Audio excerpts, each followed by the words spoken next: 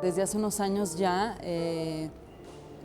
las cosas se movieron afortunadamente del lugar, ¿no? Entonces el trabajo que hemos estado haciendo las escritoras mexicanas ha empezado a cobrar otras dimensiones y sobre todo ha empezado a encontrar, me parece, como un número mayor de lectores y creo que empiezan a desmontarse como una serie de prejuicios acerca de lo que es la escritura hecha por mujeres, ¿no? Podría presumir, ¿no?, que las mujeres tenemos como digamos, la ventaja tal vez de conocer muy bien lo doméstico y creo que a partir de eso puede verse de una manera mucho más nítida el funcionamiento de las emociones fuera de la casa, ¿no?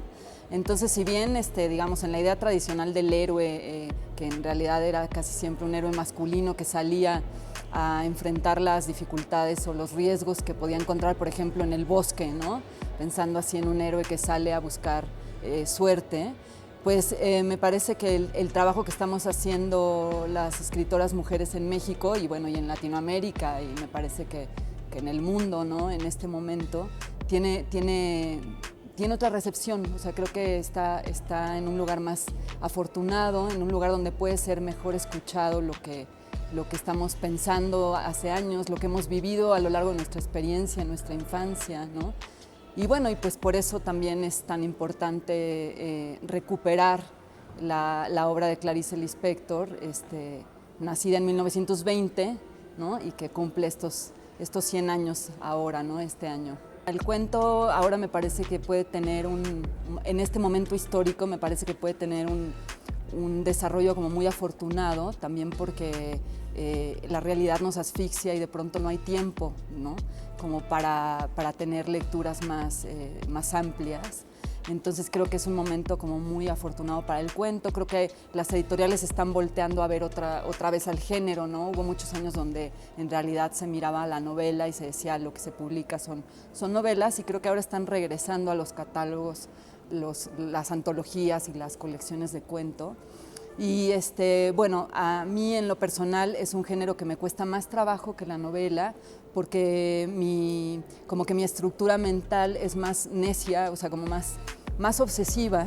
Entonces me gusta más estar con un tema durante muchos años y no tener muchos otros distractores más que ese tema y estarle dando vueltas y vueltas de manera así casi cercana a la enfermedad. Y el cuento pues tiene en cambio esta cuestión como de una resolución y de una ejecución, desde mi punto de vista, que tiene que ser un poco más acotada en el tiempo, ¿no? O sea, sí creo, por ejemplo, aunque digamos, hay muchas opiniones diversas al respecto, pero creo que un cuento sí se debe trabajar, o el escritor debe trabajarlo de una manera más determinada en el tiempo, escribirlo, o sea, un poco para que el lector también encuentre esa misma velocidad cuando lo lee, ese mismo asunto concreto, ¿no? Entonces, los cuentos que he hecho han sido, la mayoría sí, la mayoría, digamos, en periodos, por ejemplo, de sentarme 2 veces durante unas horas y terminar el cuento, pero en una jornada, ¿no? Creo que hay muchas manifestaciones diferentes, ¿no?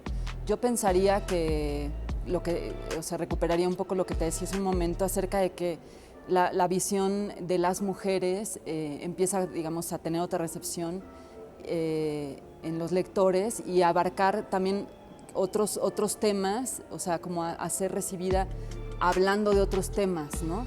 Entonces, bueno, hay cosas como muy distintas entre sí. Hay un trabajo, por ejemplo, en la poesía que tiene mucho valor, por ejemplo, que están haciendo Sara Uribe o Marisela Guerrero, ¿no? Pero hay un trabajo en la narrativa que tiene, bueno, como en otras obras que justo estoy leyendo ahora de ella, Autobiografía del algodón de Cristina Rivera Garza, que tiene toda esta como formación suya en la historia, ¿no?, en el estudio de la historia y en el estudio de los archivos, pero también es una revisión acerca de de la narrativa de su propia existencia, ¿no? Entonces me parece que sí, tal vez yo diría que tal vez el hilo conductor es una apuesta a la reflexión de las escritoras acerca de su construcción narrativa, de su propia vida, de cómo ha sido su experiencia, ¿no? No solamente como mujeres, sino también como personas en en el mundo contemporáneo, ¿no? Entonces hay eso, pues creo que tratamientos de distintos temas. Hay todo un movimiento ahora muy potente que tiene que ver con todo lo que está bajo lo insólito, por ejemplo, ¿no? O sea, con cuestiones que tienen que ver con lo fantástico, en autoras como Mariana Enríquez, como, bueno, Fernanda García Lao en Argentina también. Entonces, bueno, es un momento de mucha riqueza y de muchos puntos de vista. Yo nací en el 75 y me parece muy claro que he crecido con una estructura que ha invisibilizado muchas de las cosas que yo percibía acerca del mundo, ¿no? Entonces, cuando yo comenzaba a hacer mis primeras colaboraciones, pues había toda una expectativa acerca de lo que una mujer debía escribir o cómo debía escribir una mujer, ¿no? No solo los temas, sino la manera en la que la mujer debía de aproximarse a la literatura.